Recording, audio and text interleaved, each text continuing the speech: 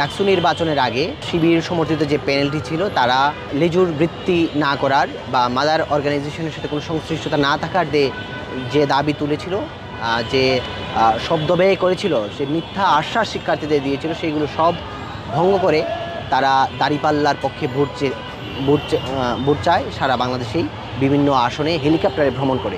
এবং আপনি জানেন ভূমিকম্পের অজুহাতে সারা ঢাকা শহরে কোথাও কোনো প্রতিষ্ঠান বন্ধ হয়নি, কিন্তু শুধু ঢাকা বিশ্ববিদ্যালয়ের হলগুলোকে বন্ধ করে দেওয়া হয়, একাডেমিক ভবনগুলোকে বন্ধ করে দেওয়া হয়। যার দুই দিনের মাথায় ডাকসু ভিপি হেলিকপ্টারে চড়ে বিভিন্ন প্রান্তে দাঁড়িপাল্লার পক্ষে ভোট চেয়ে বেরিয়েছেন। শুধু শিবিরে পোস্টেড কর্মীরাই নয়, ডাকসুতে শিবিরে পোস্টেড যারা ছিলেন তার বাইরে সর্বমিত্র চাকমা, তিনি কিন্তু শিবিরে পোস্টেড না, কিন্তু তিনিও দাঁড়িপাল্লার পক্ষে সুনামগঞ্জে গিয়ে ভোট চেয়ে আসছেন। আমরা মনে করি এই স্পষ্টত ঢাকা বিশ্ববিদ্যালয়ের শিক্ষার্থীদের সাথে প্রতারণা। এটা শিক্ষার্থীদের মধ্যে মাদক প্রমোট করা হয়, মাদক বিক্রি করা হয়। বিশ্ববিদ্যালয় প্রশাসন এই নিয়ে কোনো ধরনের বিবৃতি দেয়নি।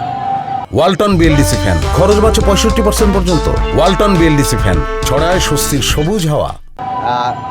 গতকালকে আপনি একটি ভিডিও দেখেছেন যে সর্বমিত্র চাকমা কিছু শিক্ষার্থীদের, যদিও তারা বহিরাগত শিক্ষার্থী, তাদেরকে কান ধরে ঢাকা বিশ্ববিদ্যালয়ের ক্যাম্পাসের কেন্দ্রীয় খেলার মাঠে কান ধরে উদ্ঘোষ করানো হয়।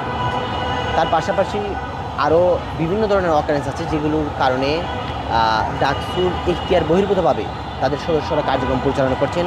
অনেক আমাদের এলামনাই থেকে শুরু করে বহিরাগত অনেকের গায়ে ডাকসুর সদস্যরা সম্পাদকের হাত তুলছেন, তাদের ইখতিয়ারের বাইরে নানা ধরনের কর্মকাণ্ড পরিচালনা করছেন, কিন্তু সভাপতি হিসেবে ডাকসুর সভাপতি হিসেবে মাননীয় উপাচার্য সেখানে নীরব ভূমিকা পালন করছেন।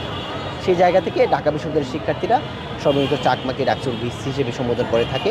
আমরা মনে করি বিশ্ববিদ্যালয় প্রশাসনের নীরবতা প্রমাণ করে যে তাদের সম্পূর্ণ সমর্থন ডাকসুর ইখতিয়ার বহির্ভূত কর্মকাণ্ডের উপর রয়েছে।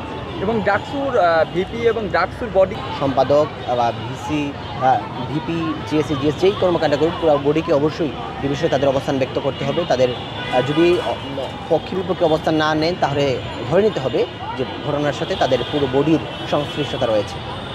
ভাই আমরা মনে করি উনি আসলে যে শিশু নির্যাতনের যে অপরাধ করেছেন সেই অপরাধ থেকে ফাঁকি নেওয়ার জন্য বা ছাড় নেওয়ার জন্য এই পদত্যাগের নাটক করছেন। এর আগেও কিন্তু তিনি একবার পদত্যাগের ঘোষণা দিয়েছিলেন, কিন্তু দেখা যায় যে তিনি তার অবস্থান থেকে সরে আসেন। কিন্তু তিনি গতকাল ভিডিওর মাধ্যমে তিনি যে অপরাধমূলক কাজটি করেছেন সেখান থেকে আসলে বেরিয়ে আসার কোনো সুযোগ নেই। এটা আন্তর্জাতিক আইন বিরুদ্ধ শিশু নির্যাতনের সামিল ঘটনা। আমরা মনে করি যে পদত্যাগ করুন বা না করুন, তাকে আইনের আওতায় আসতেই হবে।